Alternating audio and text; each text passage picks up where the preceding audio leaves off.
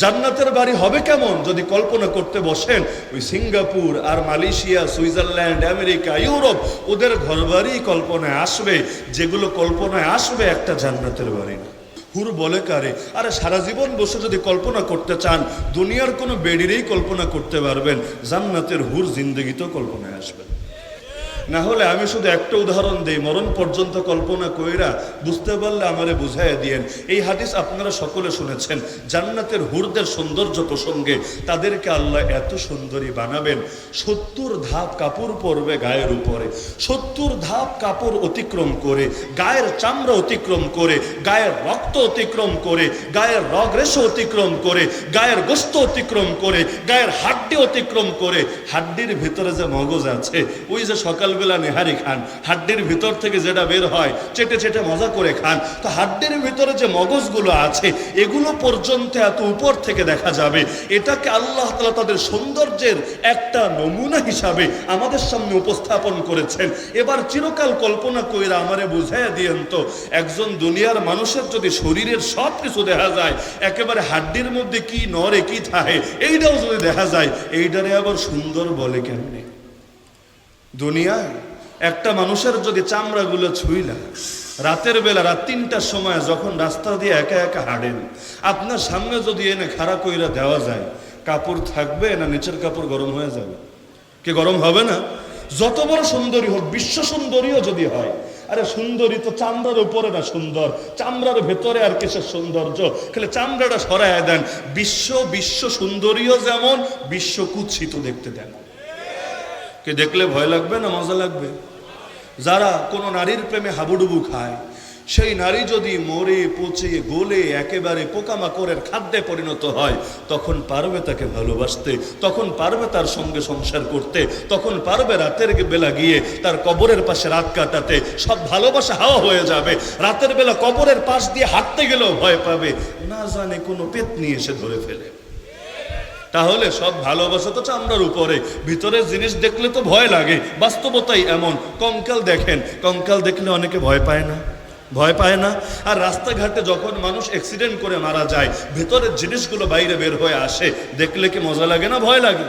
যাদের হার্ট দুর্বল তাদের তো অনেক সময় নিজেদের হালতই গোটা চেঞ্জ হয়, অজ্ঞান হয়ে বেহুশ হয়ে পর্যন্ত পড়ে যায়। আমরা এমন মানুষও দেখেছি, নিজের গায়ের রক্ত নিজে দেখা মাত্র বেহুশ হয়ে গেছে।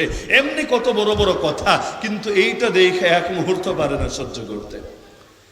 তো এখন এই যে সৌন্দর্যের একটা নমুনা আল্লাহ দিলেন, পারলে ব্যাখ্যা করেন এই সৌন্দর্য কেমন? পারবেন না, কারণ আল্লাহ জানিয়েছেন, আমি আমার নেককার বান্দাদের জন্য এমন জান্নাত রেডি করেছি, যা কোনো চোখ দেখেনি, যা কোনো কান শোনেনি, যা কোনো মানুষের কল্পনায় কোনোদিনও আসবে না। আ'দাতু লিইবাদিয়াস সালিহিন মা লা আইনুন রাআত ওয়ালা উযুনুন সামিআত ওয়ালা খাতারা আলা কলবি বাশার।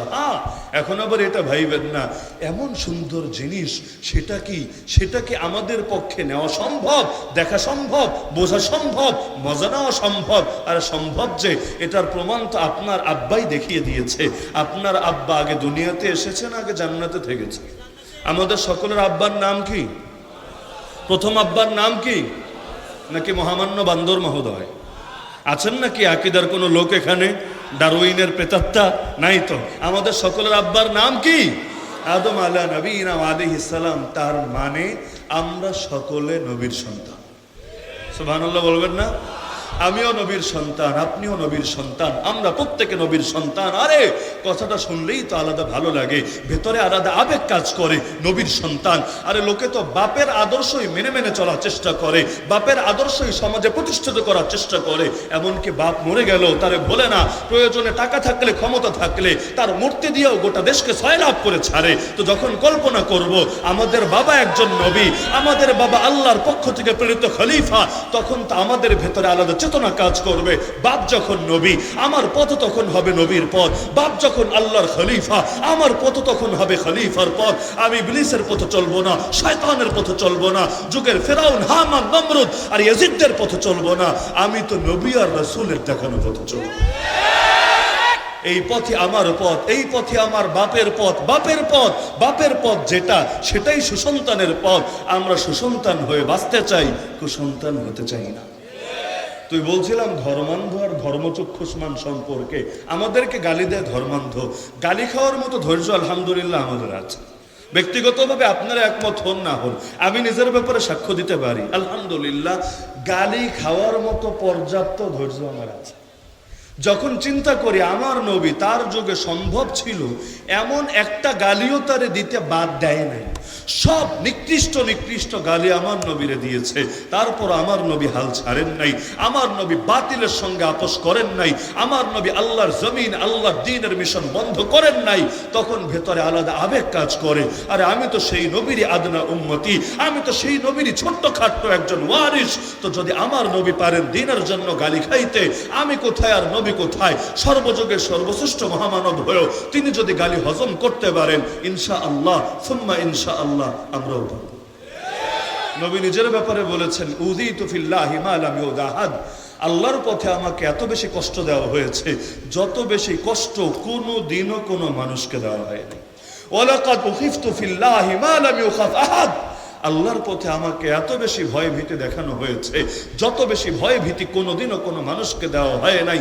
তবুও আল্লাহর পথ ছাড়েন নাই, তবুও বাতিলের সামনে মাথা নত করেন নাই। অথচ তার আগের গুনাহ মাফ, পরের গুনাহ মাফ। আরে গুনাহ হবেই তো না, আল্লাহ তারে বানিয়ে দিয়েছেন মাসুম, তারপরও এত পরিমাণ কোরবানি দিলেন তিনি। আর আমার সামনে তো সবই অনিশ্চিত, ঈমান নিয়ে যেতে পারবো কিনা তারও তো কোনো গ্যারান্টি নাই। তাহলে আমি কেন নবীর মতো সবর করব না? আমি কেন প্রয়োজনে নিজের কল্লা দিয়ে হলেও আমার আদর্শ জমিনে বুলন্দ রাখবো না? তো এখন বলছিলাম যে ধর্মগুলো বিকৃত হয়েছে কিসের কারণে? বলেন না কিসের কারণে? বেদাতের কারণে। বেদাত আগেও ঢুকানো হয়েছে, বেদাত এখনো ঢুকানো হয়। ঢুকানো যে হবে এটা আমার নবীর ভবিষ্যৎবাণী। নবীর ভবিষ্যৎবাণী সত্য হবে না মিথ্যা হবে? আমি অতি সহজ করে বোঝাচ্ছি যাতে করে একেবারেই গ্রামের গঞ্জে সাধারণ খেটে খাওয়া কৃষকও যদি কেউ হন, আশা করি বুঝবেন ইনশাআল্লাহ।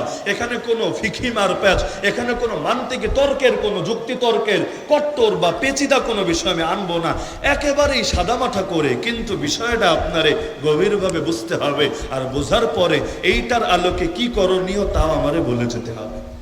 তো বলছিলাম আগেকার ধর্মগুলো বিকৃত হয়েছিল কিসের কারণে? এই উম্মত তাহলে কেন বিকৃতি প্রাপ্ত হলো না? এই ধর্ম কেন বিকৃত হলো না? অথচ এই ধর্মেও যে বেদাত ঢুকবে ভবিষ্যৎবাণী করে গেছেন মুহাম্মদুর রাসূলুল্লাহ সাল্লাল্লাহু আলাইহি ওয়াসাল্লাম। তিনি বলেন আমার উম্মত ৭৩টা দলে ভাগ হবে। আরে বনি ইসরাইল, তোমরা তো ওদের মধ্যে অনেক ভাগ দেখো, কিন্তু ওরা ভাগ হয়েছিল ৭২ দলে, আমার উম্মতের হবে ৭৩ দলে। নবীর উম্মত কারা? হিন্দুরা। নবীর উম্মত কারা? খ্রিস্টানরা। নবীর উম্মত কারা? বৌদ্ধরা। নবীর উম্মত কারা? নাস্তিকরা। নবীর উম্মত কারা? আরে বলেন না কারা? মুসলমানরা। তো মুসলমান ভাগ হবে কয় দলে? কয় দলে? হ্যাঁ, ৭৩টা দল। একটা দলের মধ্যেও থাকে অনেকগুলো করে উপদল। দল আর উপদল বোঝেন? যেমন আওয়ামী লীগ একটা দল, যুবলীগ, ছাত্রলীগ, কৃষক লীগ, শ্রমিক লীগ, আবার নতুন একটা বের হয়েছে ওলামা লীগ। এগুলো হলো উপদল। তাহলে একটা বড় দলের মধ্যে অনেকগুলো কি থাকে? একটু সারা শব্দ দেওয়া লাগবে, ক্লাস নিচ্ছি তো। একটা বড় দলের মধ্যে অনেকগুলো কি থাকে? উপদল থাকে, শাখা দল থাকে। এই ৭৩টা যে শুনলেন, এটা ভাবার কারণ নাই এইগুলা উপদল, এইগুলা শাখা দল নেই, এই সবগুলো হলো বড় দল। তার মানে প্রতিটার অধীনে আছে অনেকগুলো করে উপদল। সুতরাং এই প্রশ্ন আর করার অবকাশ নাই। এখন দাঁড়ায় বলবেন হুজুর আমার নবী বলে গেলেন ৭৩টা দল হবে, আমাদের এক ধামরাই তো দল আছে ৭৩-এর বেশি, বাকি বাংলাদেশ তো পইরে আছে, এক ধামরাই দল মুসলমানদের মধ্যে ৭৩-এর বেশি আছে। বাকিটির কি হবে? ৭৩টা নিমু, বাকিটি কই যাইব? তাহলে হিসাবের মধ্যে কি কাউন্ট হবে না?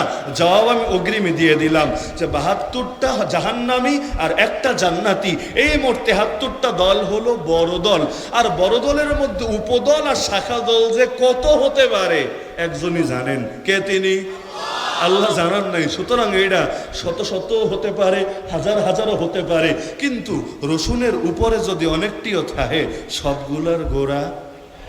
তাহলে দুনিয়ার মধ্যে উপদল শাখা দল বহুত হতে পারে, কিন্তু মূল ভাইরাস, মূল বিভ্রান্তি, মূল গোমরাহি খুঁজলে এই কয়টার মধ্যেই পাওয়া যাবে।